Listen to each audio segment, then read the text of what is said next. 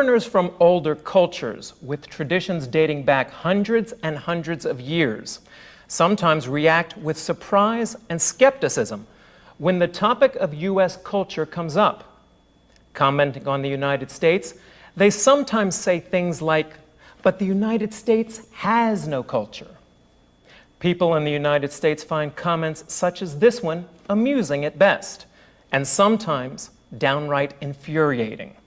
In a way, I understand why a foreigner might react skeptically to the United States, especially if the person comes from a more ethnically and racially homogeneous society, or if the person comes from a society whose culture is reinforced by state institutions, government, church, and schools, for instance. It would be hard for this foreigner to understand a multiracial, ethnically diverse country like the United States, whose institutions do not strongly reinforce the culture. However, it seems naive or even perverse to deny the existence of a culture that has such great impact on other cultures, for better or worse. The clothes that Americans wear, the food they eat, the music, films, and books they produce, and even to some extent, the religions they practice influence how many people in other countries live and think. One may easily disapprove of the influence that mass American culture has on the world, but one cannot objectively deny that influence. In all fairness, I have to say that it's understandable that foreigners have trouble identifying an American culture because not even the best minds in the country, writers, educators, and politicians, agree on the basic nature of U.S. culture. Now, today I'll try to contrast 3 ways that U.S. culture has been perceived over the years. Then perhaps you can decide which point of view seems the most logical to you.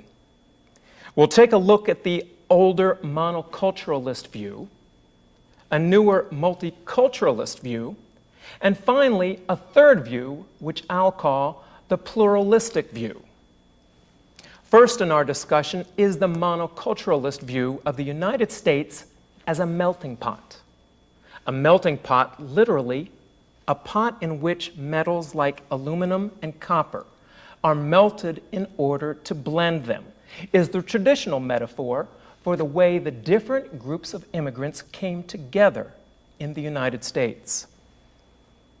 Now, theoretically, the result of many nationalities blending together is one big unified common culture, an alloy of all the parts in it. In other words, the result is a combination of all the different parts, which have mixed together and are no longer recognizable as separate parts. However, many people today feel that the idea of one common U.S. culture is a myth and has always been a myth. To support their view, opponents point out that many groups, notably African, Asian, and Native Americans, have at times been excluded from participating fully in society through segregation and discrimination. Furthermore, a trademark of U.S. immigration has been that the most recently arrived group, whether Irish or Italian or Chinese or Jewish, typically faced strong discrimination from those already in the United States. We know that all these groups have made important contributions to culture. That is not the point. The point is, given the climate of discrimination at different times in the past and even now, U.S. society does not assimilate new cultural input until much later, after the new immigrants are viewed with less prejudice. Now let's move on to another view of U.S. culture. The second view of U.S. culture that we'll look at today is the multiculturalist view. The multiculturalist view focuses on the many subcultures that make up the U.S. population, all the different ethnic and racial groups we talked about in a previous lecture. Now, each group brought its own distinct culture when it immigrated to the United States. The multiculturalist view does not see U.S. culture as a melting pot. Rather, the metaphor that multiculturalists often employ is the patchwork quilt, a bed cover made of numerous pieces of differently colored material. Have you seen quilts like these on beds? The metaphor of the patchwork quilt is appropriate in that the multiculturalists see the United States as a mosaic of separate, autonomous subcultures, each one distinct from the other. U.S. culture, in this view, is a sum of the distinct parts, with little or no mixing of subcultures.